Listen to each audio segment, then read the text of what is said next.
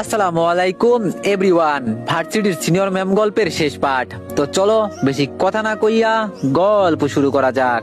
রিয়া রাইসার গালে ঠাস করে একটা চড় দিয়ে বলল, ভুলে গেলি উনি তোর বড় বোনের জামাই? আর এটা কোন ধরনের অভ্যাস দুলাভাইয়ের সাথে বেয়াদবি করা? উনি আমার স্বামী, মারবেন কাটবেন আবার আদর করবেন। দেখ তুই আমার ছোট বোন, প্লিজ আমাকে অন্তত শান্তিতে থাকতে দে। তুই আমার বোন বলে বেঁচে আসোস, নইলে তোর দুলাভাই তোরে কেটে ফেলতো। রানীর মতো পিচ্ছি একটা মেয়েকে কিভাবে ওদের হাতে তুলে দিতে পারলি? এই পর্যন্ত বলে রিয়া চুপ হয়ে গেল। রিয়া ভালো করে দাঁড়িয়ে থাকতে পারছে না। আমি এক হাতে শাড়ি ধরে দৌড়ে গিয়ে আরেক হাত দিয়ে রিয়াকে বুকের সাথে মিশিয়ে বললাম, বলছি না সুস্থ হওয়ার পর ঝগড়া করবে? আর তোমার বোনকে বলো আমি এখানে থাকতে আসি নাই, আমি আমার বউকে নিয়ে যেতে আসছি। রাইসা বলল, আমার আপুকে বউ বলবেন না, আপু কখনো আপনার সাথে যাবে না। রিয়া রাইসাকে ইশারা করে বলল, এখন তুই এখান থেকে যা, গিয়ে তোর দুলাভাইয়ের জন্য খাবারের ব্যবস্থা কর। রাইসা চলে যেতেই আমি দরজা লাগিয়ে রিয়াকে বিছানায় বসালাম আর ধস করে শাড়ি খুলে নিচে পড়ে গেল। রিয়া সাথে সাথে চোখ বন্ধ করে বলল, তাড়াতাড়ি পরে নেন আর এখান থেকে চলে যান। আমি শাড়ি পরে হাঁটু গেড়ে রিয়ার সামনে বসে ফুলের তোড়া সামনে ধরে বললাম, প্লিজ আমার সাথে চলো, তোমাকে ছাড়া আমি জীবিত এক লাশ, তোমাকে ছাড়া আমি বাঁচতে পারবো না, আমার ভুল হয়ে গেছে। রিয়া আমার হাত ধরে বলল, ওঠেন। রিয়া আমাকে টেনে তুলে বলল, কম্বলের নিচে ঢোকেন, আপনার শরীর খুব ঠান্ডা হয়ে গেছে। আমি বললাম, আমাকে এখন যেতে হবে, রানীকে একা রুমে রেখে আসছি, তোমার বান্ধবী চলে গেছে। রিয়া ফোনটা বের করে কাকে জানি কল দিয়ে বলল, আজকের রাতটা রানীর সাথে থাকো একটু, তোর দুলাভাই আমার কাছে চলে আসছে, এখন এই বৃষ্টির মাঝে যেতে পারবে না। রিয়া এই পর্যন্ত বলেই থেমে গেল। ওপাশ থেকে কোনো কিছু শোনা যাচ্ছে না, তবে রিয়া মুচকি মুচকি হাসছে, এটা আমি দেখতে পারছি। রিয়া কল কেটে দিয়ে বলল, অঞ্জুকে বলে দিয়েছি, আপনারা চিন্তা করতে হবে না। আমি বললাম, একটা কিছু দাও না পড়ি, বারবার এটা খুলে যাচ্ছে। রিয়া বলল, এই দিকে দেখান, আমি পড়িয়ে দিচ্ছি। আমি বললাম, না থাক। রিয়া বলল, আমাকে আর মারবেন না তো? আমি রিয়াকে এক হাত দিয়ে জড়িয়ে ধরে বললাম, আমার ভুল হয়ে গেছে, আমি কথা দিচ্ছি আর কোনোদিন তোমাকে বকা দিব না। রিয়া বলল, আগে তো দিয়েছেন। আমি বললাম, এখন কি শাস্তি দিবে আমাকে? রিয়া বলল, দিব তো। আমি বললাম, তা কি শাস্তি দিবেন শুনি? রিয়া বলল, এই দিকে মুখ এগোন দেখি। আমি বললাম, না আমার এখন লিপকিস লাগবে না। রিয়া বলল, ভেবে বলছেন তো? আমি রিয়াকে ছেড়ে দুই হাত দিয়ে ওর মুখ চেপে ধরে বললাম, তুমি এখন খুবই অসুস্থ, ভালো করে দাঁড়িয়ে থাকতে পারছো না পর্যন্ত, আগে একটু সুস্থ হয়ে নাও। রিয়া বলল, সকালে ভাইয়ার পা ধরে মাপ চাইবে। আমি বললাম, আমি পারবো না। রিয়া বলল, থাক, পারতে হবে না, তোমার হয়ে আমি না হয় ধরে নিব। আমি বললাম, এইসব বাদ দাও, দেখি চুলগুলো বেঁধে দিই, কেমন যেন এলোমেলো হয়ে আছে। রিয়া বলল, হাসপাতাল থেকে আসার পর আর গোসল করতে পারি নাই, তোমাকে জেলে নিয়েছে বলে কত টেনশনে ছিলাম। অঞ্জু আর রুদ্রের মুখ থেকে সত্যিগুলো শুনে আমি বুঝতে পারছি আমি কেমন ভুল করেছি। আর আমি জানতাম তুমি আসবে আজকে, এজন্য লাঠি এনে রেখেছি। আমি বললাম, আসো তোমাকে গোসল করিয়ে দিই। রিয়া বলল, না লাগবে না, এখন অনেক রাত হয়ে গেছে। আমি রিয়াকে কোলে তুলে বললাম, আরে চলো দেখি। রিয়া আমার পরা শাড়িটা ধরে বলল, যে নিজের কাপড় পর্যন্ত ঠিক রাখতে পারে না সে আবার আমার কি রাখবে?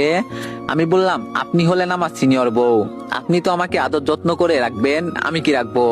রিয়া বলল, অবশ্যই। ওগো সাহেব, ঠান্ডা লাগছে, গোসল কিভাবে করব? আমি বললাম, তোমার সাথে আমিও করে নিই।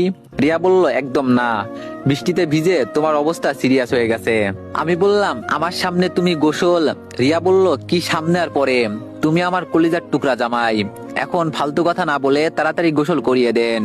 রিয়াকে গোসল করিয়ে দিলাম নিজ হাতে। ওয়াশরুম থেকে বের হতে রিয়ার ফোনটা বিছানার উপর টুংটুং করে বাজতে লাগলো। রিয়াকে বিছানার উপর বসাতেই রিয়া ফোন রিসিভ করে হ্যালো বলেই আমার হাতে দিল। আমি ফোন কানে নিতেই ওপাশ থেকে সম্রাট বলল, আপনার নম্বরে কল দিয়েছিলাম কিন্তু আপনাকে পাই নাই, খুব কষ্ট করে ভাবির নম্বরে যোগাযোগ করলাম। ওপাশ থেকে দুলাভাইয়ের আওয়াজ করে বলল, এত কিছু শোনার মতো সময় নেই আমার, আজকে দুই ভাই বোনকে একসাথে মারবো, দেরি না করে তাড়াতাড়ি আইতো, আর অপেক্ষা করতে পারবো না, তো সেই জঙ্গল বাড়িতেই চলে আয়, অপেক্ষা করছি আমি। ফোন কেটে দিতেই রিয়া বলল, কি হয়েছে, তোমাকে এমন দেখাচ্ছে কেন? আমি বললাম, না তেমন কিছু হয় নাই, আমাকে আবার এখন একটু বাসায় যেতে হবে। রিয়া আমার কলার চেপে ধরে বলল, আপনাকে আমি খুব ভালো করেই চিনি, আমাকে বলেন কি হয়েছে। রিয়াকে কাছে টেনে নিয়ে ওর চুলগুলো বেঁধে দিলাম, আলতো করে ওকে জড়িয়ে ধরে ঘাড়ে একটা চুমু দিয়ে বললাম, আমি আবার ফিরে আসবো, তুমি চিন্তা করো না। রিয়া বলল, দেখো আমাকে রাগাবে না বলে দিচ্ছি, কি হয়েছে তাই বলো। আমি বললাম, আচ্ছা শোনো তাহলে কি হয়েছে। আমি সংক্ষিপ্ত আকারে রিয়াকে সবকিছু বলে বললাম, এতদিন আমি ভুলছিলাম, আমি জানতাম আমার আপু কিছু করতে পারে না। রিয়া বলল, এখন তাহলে? আমি বললাম, এত চিন্তা তোমার করতে হবে না, তুমি ঘুমাও তো। রিয়া আমাকে জড়িয়ে ধরে বলল, আমি আপনাকে যেতে দিব না, আপনি গেলে যদি আপনার কিছু হয়ে যায়, আমি আর আপনাকে হারাতে চাই না। আমি বললাম, এই পাগলি, আমার কিছু হবে না, আমি আজকেই ফিরে আসবো এবং এই রাতেই ফিরে আসবো, এখন আমাকে ছাড়ো। রিয়া বলল, ফিরে আসবেন তো নাকি আবার? আমি বললাম, শুধু আপুকে নিয়ে আসবো, এখন আমাকে যেতে হবে। রিয়া বলল, আসেন আমি দরজা পর্যন্ত গিয়ে দিয়ে আসি। আমি বললাম, না তার দরকার নেই, যেখান দিয়ে এসেছি সেখান দিয়েই চলে যাব। রিয়াকে শক্ত করে চেপে ধরে বললাম, মন চাইছে তোমাকে কাছে পেতে, কিন্তু কোনো এক বাধা এসে আমাদের দূরে সরিয়ে দেয়, কাছে থেকেও আমি তোমার কাছে যেতে পারি না। রিয়া বলল, আজকে রাতে আমি আমার সবকিছু আপনাকে দিব, অপেক্ষায় আছি আমি, যাবেন আর আসবেন। আমি বললাম, গো। রিয়াকে ছেড়ে আবার জানালা দিয়ে লাফিয়ে বের হয়ে গেলাম। এখান থেকে আমি সরাসরি একটা ব্যাংকে চলে গেলাম। আমি এখন জানি আমার কি করা উচিত। ব্যাংক থেকে টাকা উঠিয়ে একটা ব্যাগ ভর্তি টাকা নিয়ে থানার দিকে যেতে লাগলাম। থানার ভিতরে গিয়ে দেখি পুলিশ কনস্টেবল সবাই মিলে বসে আড্ডা দিচ্ছে, আর আয়শা একটা চেয়ারে বসে ফোন চাপছে। এই মেয়েকে দেখলাম কিছুক্ষণ আগে বাড়িতে, এখন আবার থানায় চলে আসছে, হয়তো আমি ওদের বাড়িতে আছি বলে আসছে। রায়শা আমাকে দেখে এগিয়ে এসে বলল, কি চাই এখানে? আর তুই না আমার আপুর কাছে ছিলি, তাহলে এখানে কি করিস? রায়শাকে কিছু না বলে টেবিলের উপরে ব্যাগ থেকে 1 লাখ টাকার বান্ডিল রেখে কনস্টেবলদের উদ্দেশ্যে বললাম, আজকে এই রাতে শুধু আমার জন্য কাজ করবে তোমরা, আমি যা বলবো তাই করতে হবে। যদি আমার কথা শোনো তো এখান থেকে এই 1 লাখ টাকার একটা বান্ডিল নাও আর আমার সাইডে এসে দাঁড়াও। রায়শা তো রেগে মেগে বলল, তুই আমার থানায় এসে আমার লোকজনকে টাকা দিয়ে কিনে নিয়ে যাবি? এতই সহজ? আমি জানি ওরা মরে যাবে, তাও আমার কথা থেকে এক চুল পরিমাণ সরবে না। একটা কনস্টেবল এগিয়ে এসে বলল, শুধু এক রাতের জন্য তো আমি রাজি। এক কনস্টেবলের পিছনে পিছনে সব কয়টা এসে টাকার বান্ডিল হাতে নিল। রায়শা শুধু বোকার মতো আমার দিকে তাকিয়ে আছে, ও কোনো কথা বলছে না। আমি শার্টের ভিতর থেকে গোপন ক্যামেরা বের করে বললাম, আজকে রাতে আমার কথা যে শুনবে না তার চাকরি চলে যাবে। এই ভিডিওটা ভাইরাল করলে কি হবে জানো তো? একজনের জন্য সবার চাকরি চলে যাবে। রাত পোহালেই ভিডিও ডিলিট করে দিব। তোমরা তোমাদের জায়গায়, আমি আমার জায়গায়। এখন সবাই কাপড় চেঞ্জ করে রেডি হয়ে নাও, আমাদের বেরোতে হবে। আমার কথা মতো সবাই কাপড় চেঞ্জ করতে চলে গেল। আমি রাইসাকে উদ্দেশ্য করে বললাম, পাওয়ার দেখাবি না এখন? আমি পারি না এমন কোনো কাজ নেই। সবাই আসতেই আমি বললাম, চলো এখন আমার সাথে। রাইসা সবাইকে আমার সাথে যেতে নিষেধ করছে, কিন্তু ওদের তো আমি আগেই টাকা দিয়ে ফেলেছি। থানা থেকে বের হয়ে ওদের সবকিছু বুঝিয়ে দিলাম কিভাবে কি করতে হবে। আমি একাই হেঁটে জঙ্গলের বাড়িতে চলে গেলাম। বাইরে অনেক ছেলে পিস্তল হাতে দাঁড়িয়ে আছে। আমি ওদের সামনে দিয়েই ভিতরে চলে গেলাম। ভিতরে গিয়ে দেখি সম্রাট সহ সবাইকে একসাথে বেঁধে রেখেছে। দুলাভাই আমার সামনে দাঁড়িয়ে বলল, কি শালা বাবু, কি খবর? আমি বললাম, আগে আমার আপু কোথায় তাই বল। দুলাভাই বলল, আরে ওয়েট, এত অস্থির হয়ে লাভ নেই, পরি ওর বোনকে এখানে নিয়ে আসো তো। দুলাভাইয়ের কথা মতো পরি একটা হুইল চেয়ারে ঠেলতে ঠেলতে আমাদের সামনে আসতে লাগলো। আপুর চেহারা দেখে আমার কান্না চলে আসলো। আপু আমাকে দেখে কান্না করতে করতে বলল, এতদিন পর আমাকে খুঁজে বের করতে পারলি। আমি তো আশা করেছিলাম যে আমার ভাই আসবে। অন্ধকারে বসে থাকতে থাকতে এখন আলো দেখতেও ভয় করে। আমাকে তোর সাথে নিয়ে চল ভাই প্লিজ। দুলাভাই হাসি দিয়ে বলল, আরে নিবে তো, এখান থেকে যাওয়া কি এতই সহজ মনে হয় তোর? দুলাভাই আপুর গালে ঠাস ঠাস করে 2টা চড় বসিয়ে বলল, তোরে দেখতেও আমার এখন ঘৃণা করে। আমি সাথে সাথে পিস্তল বের করে দুলাভাইয়ের মাথায় ঠেকিয়ে বললাম, আর একটা কথাও বললে তোর জায়গায় ভরে দিব। তোর লোকদের বল ওদের ছেড়ে দিতে। দুলাভাই ভয়ে ঢোক গিলে বলল, ওদের ছেড়ে দাও তাড়াতাড়ি। সম্রাট ছাড়া পেতেই আমি বললাম, আপুকে নিয়ে বাইরে যাও, আমি এই দিকটা দেখছি। দুলাভাই বলল, খুব বড় ভুল করছিস তুই, এর পরিণাম কি হতে পারে জানিস তো? আপু বলল, তাই? আমাকে বাঁচাতে হবে না, তুই চলে যা এখান থেকে। আমি যেমন আছি আমাকে তেমনই থাকতে দে। আমি সম্রাটকে ধমক দিয়ে বললাম, নিয়ে যেতে বলছি না তোমাকে, আর বাইরের ছেলেগুলোকে ভিতরে আসতে বলো, তাড়াতাড়ি করো। আমার কথা মতো সম্রাট তাই করলো। দুলাভাই বলল, তুই করতে চাইছিস কি বলতো? আমি বললাম একটু পর বুঝতে পারবি। দুলাভাইয়ের লোকজনগুলো ভিতরে আসতেই আমি তৈরি হয়েই দিলাম এক দৌড়। বাইরে গিয়ে দরজা বন্ধ করে আমি একটু দূরে গিয়ে বললাম, চালাও গুলি। এটা বলতে দেরি হয়েছে, আর সব কয়টা পুলিশ ঝাঁপিয়ে আমার সামনে দাঁড়িয়ে বাসার ভিতরে গুলি চালাতে লাগলো। একটার পর একটা গুলি চলছে শুধু। এক সময় সব কয়টা পুলিশ দরজা খুলে ভিতরে গিয়ে গুলি চালাতে লাগলো। সম্রাট এগুলো দেখে মাথায় হাত দিয়ে বলল, এটা কি করলেন স্যার? এরা তো দেখি সব কয়টাই পুলিশ, কিভাবে কি করলেন স্যার? আপনাকে আসলেই স্যালুট করার দরকার। আমি বললাম, এখন তুমি গিয়ে সবাইকে বের করে বাসার ভিতরে আগুন লাগিয়ে দাও, যাতে লাশের কোনো চিহ্ন না থাকে। আমার কথা মতো সম্রাট ভিতরে চলে গেল।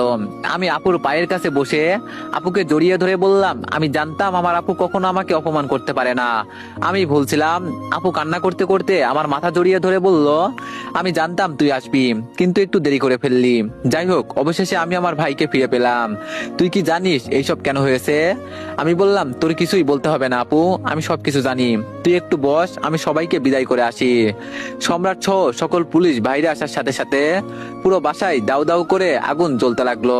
আর আমি সবাইকে সবকিছু বুঝিয়ে বিদায় করে আপুকে নিয়ে বাসার দিকে রওনা দিলাম। দরজায় কলিং বেল বাজাতেই অঞ্জু এসে দরজা খুলে দিল। আমার সাথে থাকা আপুকে দেখে অঞ্জু বলল, তাহলে ইনি কি? আমি বললাম, ইনি আমার বড় বোন হয়, আর ওনাকে এতদিন বন্দি করে রাখছিল দুলাভাই।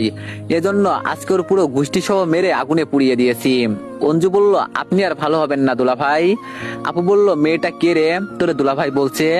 আমি বললাম, আপু ও রিয়ার বান্ধবী। রিয়া রাগ করে বাসা ছেড়ে চলে গিয়েছিল, এজন্য আমি ওর কাছে গিয়েছিলাম আনতে। বাসায় আমার মেয়ে একা একা থাকবে বলে ওকে বলছে আসতে। অঞ্জু এক কাজ করে দিবেন? অঞ্জু বলল, বলেন দুলাভাই। আমি বললাম, আপুকে কষ্ট করে একটু গোসল করিয়ে দিবেন, সকালে রিয়া চলে আসবে। আপু বলল, থাক ভাই, দরকার নেই, আমি একা করতে পারবো। অঞ্জু হুইল চেয়ার টেনে ধরে বলল, আরে চলেন তো আপু। দুলাভাই আপনি একটু বসেন। অঞ্জু আপুকে ওয়াশরুমে নিয়ে চলে গেল। আমি চেয়ারে বসে চিন্তা করছি, আপুকে এখন থেকে আমাদের সাথেই রাখবো। কিছুক্ষণ পর অঞ্জু আপুকে নিয়ে বাইরে এসে বলল, হয়েছে। আমি বললাম, ধন্যবাদ অঞ্জু তোমাকে। খাবার কি অর্ডার করিয়ে আনবো? অঞ্জু বলল, না দুলা ভাই, আমি রান্না করেছি। আর আপনি কি থাকবেন নাকি? আমি বললাম, না, যেতে হবে, রিয়া আমার জন্য অপেক্ষা করছে। আপুকে ঘুম পাড়িয়ে চলে যাব। অঞ্জু বলল, আচ্ছা যান, আমি ঘুমাতে গেলাম, দরকার পড়লে ডাক দিবেন। অঞ্জু চলে গেল। অঞ্জু যেতেই আপু বলল, আমি বন্দি আছি কয় বছর ধরে রে? আমি বললাম, এইসব চিন্তা করে মন খারাপ করিস না, আমি সকালে তোরে সবকিছু বুঝিয়ে বলবো, খেয়ে দিয়ে আগে ঘুমিয়ে নে। আমি নিজ হাতে আপুকে খাইয়ে দিয়ে বললাম, থাকতে পারবি একা? আপু বলল, এখন আবার কই যাবি তুই?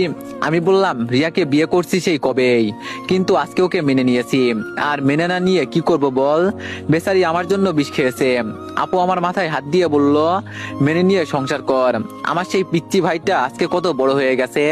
আমি আপুকে বিছানা পর্যন্ত এগিয়ে দিয়ে এসে বললাম, সকালে রিয়াকে নিয়ে আসবো। আপু বলল, অনেক রাত হয়ে গেছে, এখন যাবি? আমি বললাম, আপু যেতে হবে, নইলেও রাগ করবে। আপু বলল, আচ্ছা তাহলে যাম। আমি বললাম, কোনো সমস্যা হলে অঞ্জুকে বলবি। বাসা থেকে বের হয়ে একা একাই হাঁটতে লাগলাম। এতদিন পর নিজেকে আজকে একটু হালকা হালকা মনে হচ্ছে। সব ঝামেলায় দূর করে দিলাম। রিয়ার বাসার সামনে গিয়ে আবার সেই মই দিয়ে বেয়ে বেয়ে উপরে উঠে গেলাম। উপরে উঠে দেখি রিয়া ঘুমাচ্ছে। আমি চুপটি করে ওর পাশে বসলাম। ওকে জাগানো এখন আমার ঠিক হবে না। হঠাৎ করে আমার কোমরে দুই হাত দিয়ে কেউ একজন জড়িয়ে ধরলো। ধুর, এখানে আবার কেউ একজন কোথা থেকে আসবে? তার মানে রিয়া এখনো জেগে আছে। আমি রিয়া দুই হাত ধরে বললাম, ঘুমাওনি এখনো? রিয়া আরো শক্ত করে আমাকে জড়িয়ে ধরে বলল, আমি জানতাম তুমি আসবে। আমি বললাম, রিয়া শোনো, কি হয়েছে?